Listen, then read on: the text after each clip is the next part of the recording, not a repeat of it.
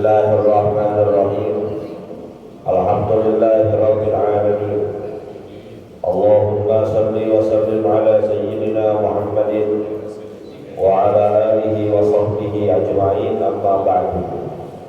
Fa inna asdaqal hadithi kitabullah wa khairal hadi hadi sayyidina Muhammadin sallallahu alaihi wasallam wa syarrul umuri muhdatsatuha wa kullu muhdatsatin bid'ah wa kullu bid'atin dhalalah wa kullu dhalalatin finnar. Subhanaka la ilma lana illa ma 'allamtana innaka antal alimul hakim. Rabbi shrah li sadri wa yassir li amri wahlul 'uqdatam min lisani yafqahu qawli. Amin. Yang sama-sama kita hormati dan muliakan guru kita Ustaz Dr. Andes Haji Asman bin Haji Abdul Rahim, Ketua Masjid Al-Istiqomah Ustaz Asmari bin Kiai Haji Abdul Rashid Siddiq, bapak-bapak, ibu-ibu, remaja hadirin jemaah yang dimuliakan oleh Allah. Alhamdulillah, kita memasuki Ramadan hari yang ke-21, memasuki 10 terakhir yang di dalamnya dikatakan inkum minan nar, dibebaskan dari api neraka. Mudah-mudahan kita semua yang beribadah selama di bulan Ramadan ini dengan penuh keikhlasan dijauhkan dari api neraka Allah Subhanahu wa taala. Amin ya rabbal alamin. Melanjutkan bacaan kitab An-Nasaihud Diniyah wal Wasaya Al-Imaniyah karangan Al-Habib Abdullah Al-Haddad. Bismillahirrahmanirrahim. Qala al-mu'allif rahimahullahu ta'ala anhu wa qad adda alaihi salatu wassalam bisabati alladziina yuzilluhumullahu fi dhillihi yawma la dhilla illa dhilluh. Fi qawlihi sab'atun yuzilluhumullahu fi dhillihi yawma la dhilla illa dhilluh. Al-imamul 'adil wa syabun nasha'a fi 'ibadatillahi ta'ala wa rajulun qalbuhu mu'allaqun bil masajid wa rajulani tahabba fillah ijtama'a 'alayhi wa tafarraqa 'alayhi wa rajulun da'athu imra'atun dhatu mansabin wa jamalin faqala inni akhafu Allah wa rajulun tasaddaqa bi sadaqatin fa'akhfaha hatta la ta'lama biyaminihi hatta la ta'lama yaminuhu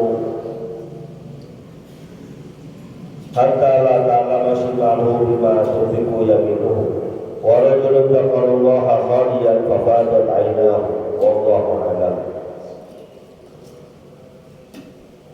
Pengarang kitab ini Al-Habib Abdullah Al-Haddad mengatakan wa qad adda alaihi salatu wassalam, sungguh Nabi kita Muhammad SAW telah mengkategorikan, memasukkan orang-orang yang mengucurkan air matanya karena takut kepada Allah Subhanahu wa taala, bisabatil ladzina yuzilluhumullahu fi dhillihi yawma la dhilla illa dhilluh, pada salah satu dari 7 golongan yang Allah berikan perlindungan nanti di hari kiamat, di saat tidak ada perlindungan kecuali perlindungan Allah Subhanahu wa taala. Sebagaimana hadis yang diriwayatkan oleh Abu Hurairah radhiyallahu taala anhu, sab'atun yuzilluhumullahu fi dhillihi yawma la dhilla illa dhilluh. Ada 7 golongan manusia yang Allah berikan perlindungan nanti di hari kiamat, di saat orang lain tidak dapat perlindungan. Siapa itu 7 golongan?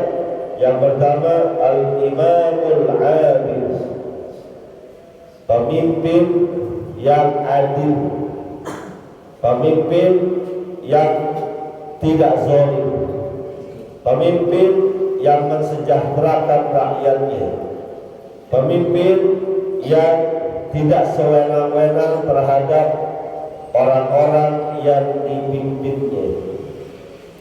Pemimpin di sini baik dari skala kecil maupun skala besar, dari tingkatan RT, RW,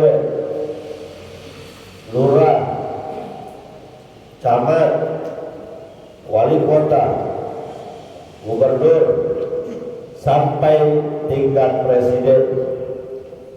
Ketika memberikan sebuah kebijakan, sebuah peraturan, tidak menguntungkan salah satu pihak, tapi menguntungkan semua orang yang dipimpinnya. Ini berat. Maka jadi pemimpin itu gak sembarangan. Ketika ditunjuk, diamanahkan sebagai seorang pemimpin, maka ketika itu juga kita memegang beban amanah yang sangat luar biasa. Walaupun pada hakikatnya kita ini sekalipun rakyat biasa juga adalah pemimpin. Sebagaimana sabda Nabi kita Muhammad SAW, kullukum ra'in wa kullukum mas'ulun an ra'iyatihi. Setiap kalian adalah pemimpin dan setiap kalian akan diminta pertanggungjawaban atas apa yang dipimpinnya. Seorang suami adalah pemimpin bagi istri dan anak-anaknya. Dia bertanggung jawab atas apa yang dia pimpinnya, yaitu istri dan anak-anaknya. Jadi seorang suami adalah nahkoda.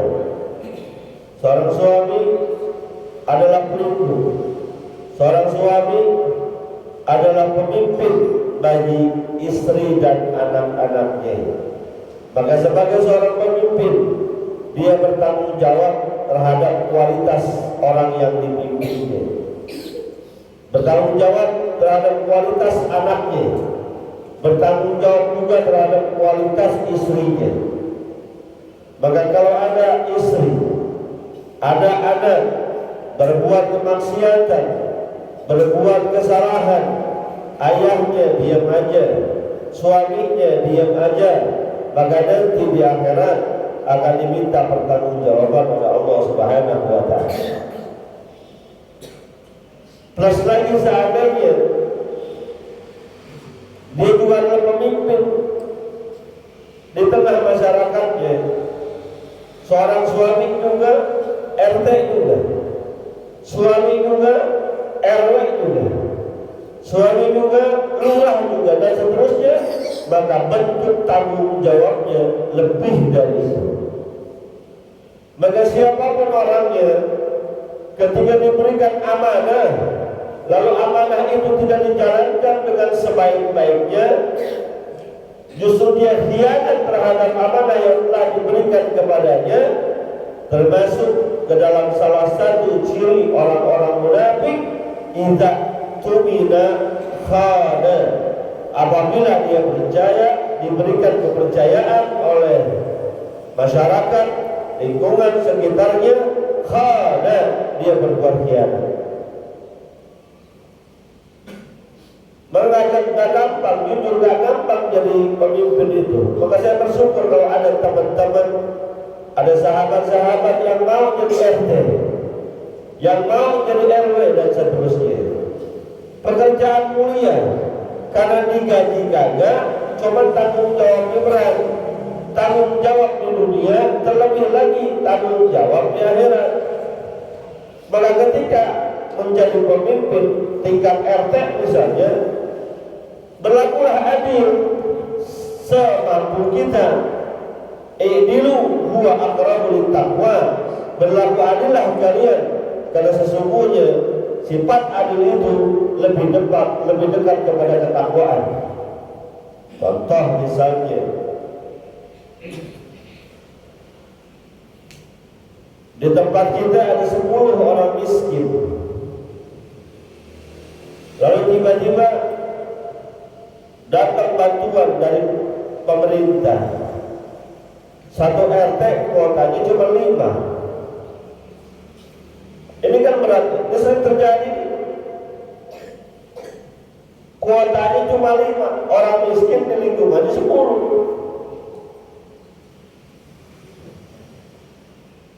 Biasanya mana yang didahulukan?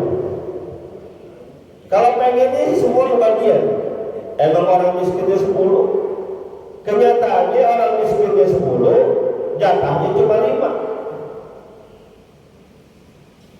Dilema nih. Maka di sini perlu kebijakan, kebijaksanaan dari seorang pemimpin. Jangan kalau ada sumbangan-sumbangan, keluarganya duluan, konco-konconya duluan yang dikasih, yang dekat-dekat duluan yang dikasih. Yang enggak, walaupun mungkin mereka berhak, tapi kan dekat, bukan saudaranya, kagak dikasih. Hati-hati. Maka ganjarannya bagi pemimpin-pemimpin yang adil, yang bisa menjalankan amanah dengan sebaik-baiknya, di saat orang kesusahan dia tidak mendapatkan kesusahan, di saat orang kebingungan dia diberikan pertolongan oleh Allah Subhanahu wa Ta'ala. Yang kedua, wasyabun nasa'a bi'ibadatillah, anak muda tumbuh berkembang dalam beribadah kepada Allah Subhanahu wa Ta'ala. Anak muda yang rajin beribadah kepada Allah Subhanahu wa Ta'ala. Anak muda yang melepaskan keegoannya, hawa nafsunya, keinginannya untuk hura-hura, tapi diarahkan untuk lebih giat dalam beribadah, untuk lebih getol ke tempat-tempat kebaikan dibandingkan ke tempat-tempat kemaksiatan. Ini gak sembarangan orang. Karena ketika muda biasanya gejolak hawa nafsunya lebih untuk senang-senang. Mari kita lihat hampir semua masjid di lingkungan kita, salat jamaahnya banyakkan anak muda ke orang tua. Ini aja di sekarang nih, majelis kita ini berapa persen anak mudanya, berapa persen orang tuanya? Banyak kan orang tuanya dibandingkan anak mudanya. Maka kalau ada anak muda yang getol, yang rajin, yang kuat dalam beribadah kepada Allah Subhanahu wa Ta'ala, mendapatkan perlindungan khusus. Karena memang berat godaannya, karena memang berat dalam menjalani hidup taat kepada Allah Subhanahu wa Ta'ala. Yang sering kan kelapa muda kupas-kupasin, kelapa tua tinggal batoknya, masih muda puas-puasin, udah tua tinggal pokoknya. Mumpung masih muda nih, ayo dah cobain apa yang kita pengen. Mumpung masih muda nih, puas-puasin apa yang kita mau. Kalau urusan masih bentar-bentaran aja dah. Kalau udah ada banyak umpannya, kalau udah masuk usia 50 tahun, baru dah kita ke masjid, baru dah hadir majelis taklim. Sekarang masih muda, masih sehat, puas-puasin. Masa anak muda nongkrongnya di majelis taklim gak gaul.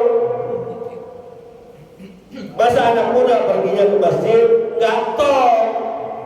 Anak muda itu happy-happy, anak muda itu nongkrong, kumpul. Itu godaan setan. Maka saya sangat bersyukur ketika ada teman-teman yang muda-muda, yang anak-anak bahkan rajin ke masjidnya.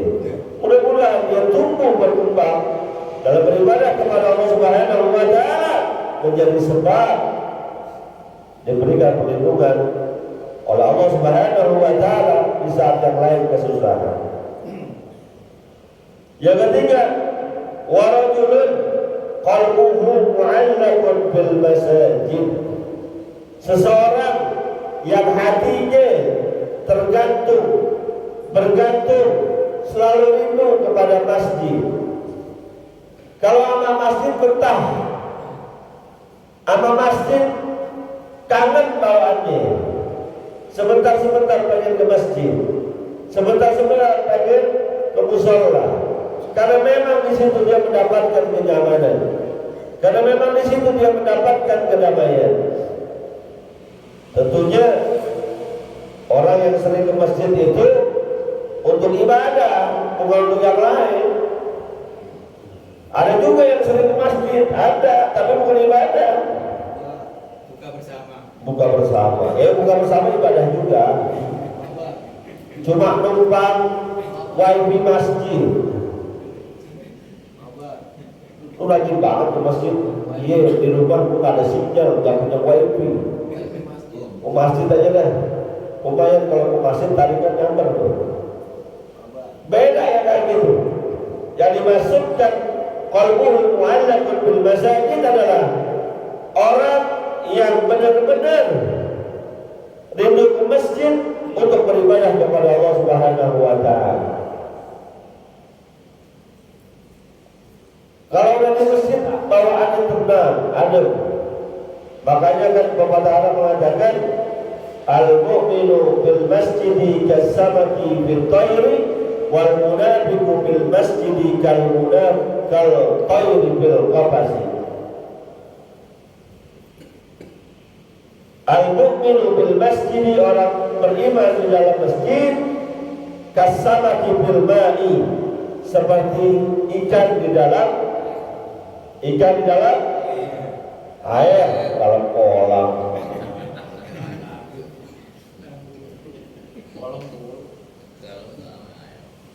Ikan di dalam air, anteng, tenang. Kenapa? Memang habitatnya, tempat tinggalnya. Tapi orang munafik di masjid kapairi bil qafasi, seperti burung dalam sangkar, gak betah, gelisah, pengen keluar, pengen terbang. Dan alhamdulillah Ramadan memaksa kita untuk doyan ke masjid. Di mana masjid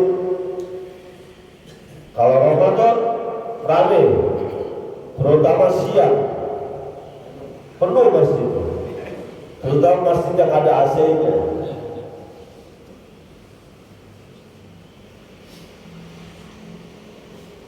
Yang keempat,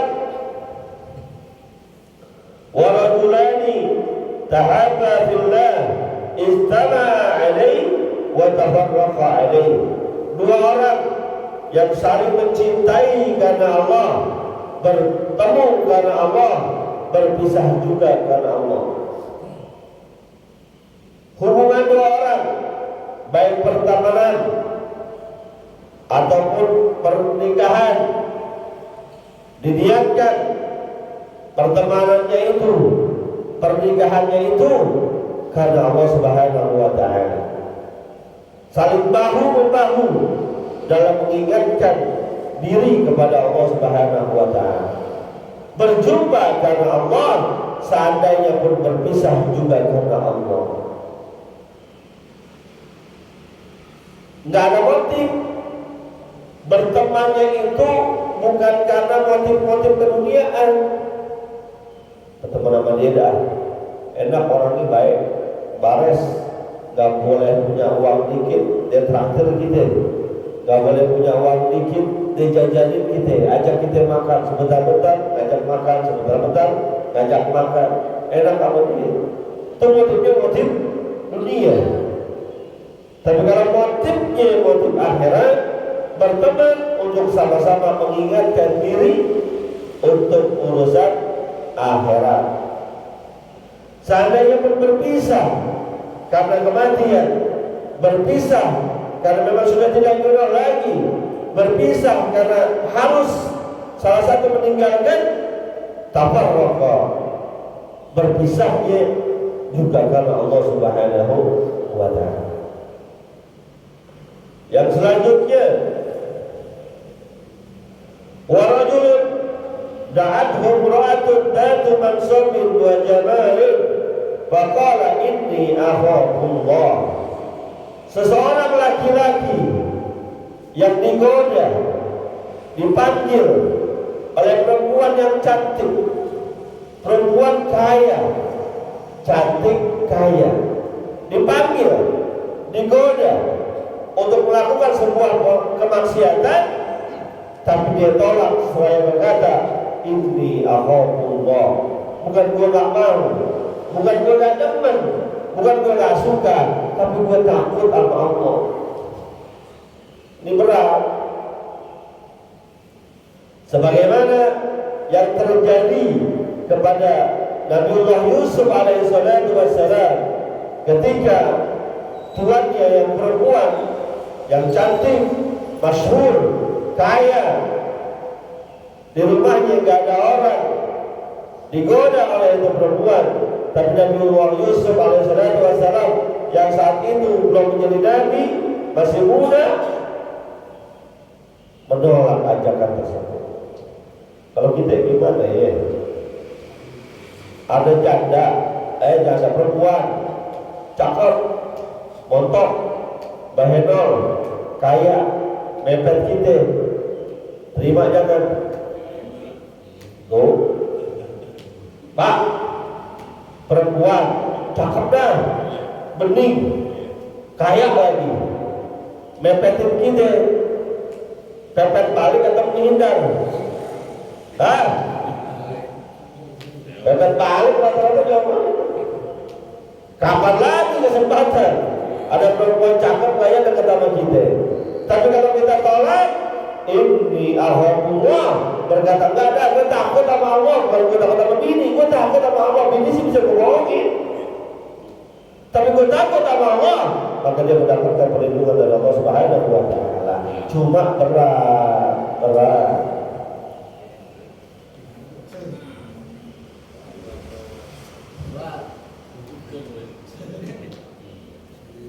Yang selanjutnya, wa rajulun tasaddaqa bisadaqatin fa'ahbaha hatta la ta'lama shimaluhu bima tunfiqu yaminuhu. Orang yang bersedekahkan hartanya, kemudian ketika bersedekah dia ngumpet-ngumpet, dia diam-diam. Digambarkan di sini, saking diam-diamnya, saking rahasianya, yang kiri tidak tahu apa yang disedekahkan oleh tangan kanan. Dalam bersedekah ini ada dua pilihan, bisa terang-terangan, bisa sembunyi-sembunyi. Dua-duanya bagus selama sedekahnya penuh keikhlasan. Tapi kalau seandainya dia menyengajakan diri untuk berinfak diam-diam, nggak ada yang tahu, terus dijaga tersembunyi sedekahnya itu dari pengetahuan orang lain, bahkan mohon maaf mungkin istrinya juga nggak tahu, untuk menjaga keikhlasannya, Allah kasih perlindungan. Tapi motifnya benar-benar supaya kita gak riya, gak timbul keikhlasan. Udah diam-diam, disebutin juga sama dia. Udah diam-diam, nyumbang ke masjid 1 juta, nggak pakai nama, hamba Allah kalau cara itu. Gak usah disebutin dah ya, hamba Allah. Aku pengurus masjid dikasih pengumuman, alhamdulillah telah masuk infak sedekah dari seorang jamaah hamba Allah 1 juta rupiah. Kan kalian tahu nih, Edengo tuh haba Allah bukan. Tapi diem aja, jangan tahu yang lain. Ya itu sama aja deh. Ada unsur diamnya. Jadi kalau mau terang-terangan silakan.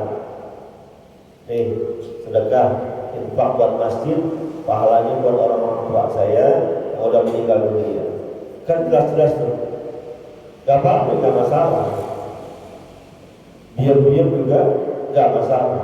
Yang penting ikhlas. Tapi kalau dia bisa mempertahankan diam-diamnya itu, sedekahnya dia gak umbar-umbar, untuk menjaga keikhlasannya, untuk menjaga agar dirinya tidak timbul riya, maka akan diberikan perlindungan oleh Allah Subhanahu wa taala di saat tidak ada perlindungan selain perlindungan dari Allah. Yang terakhir, wa rajulun dzakarallaha khaliyan fafadat ainahu. Seseorang yang mengingat Allah, berzikir kepada Allah di tengah malam, di kesendiriannya, lalu timbul rasa takutnya kepada Allah sampai menguncurkan air mata, mengingat dosa-dosanya, mengingat kesalahannya yang begitu banyak. Orang yang kayak gitu akan mendapatkan perlindungan dari Allah Subhanahu wa taala. Mudah-mudahan kita semua bisa termasuk dari 7 golongan ini. Terserah mau pilih yang mana, mau jadi pemimpin yang adil, menjadi anak muda yang taat beribadah, menjadi orang yang hatinya senantiasa terpaut di masjid, orang yang kuat nahan hawa nafsunya walaupun digoda, ataupun yang lainnya, silahkan pilih. Itu yang akan menjadi sebab kita mendapat perlindungan dari Allah Subhanahu wa taala. Al-Fatihah.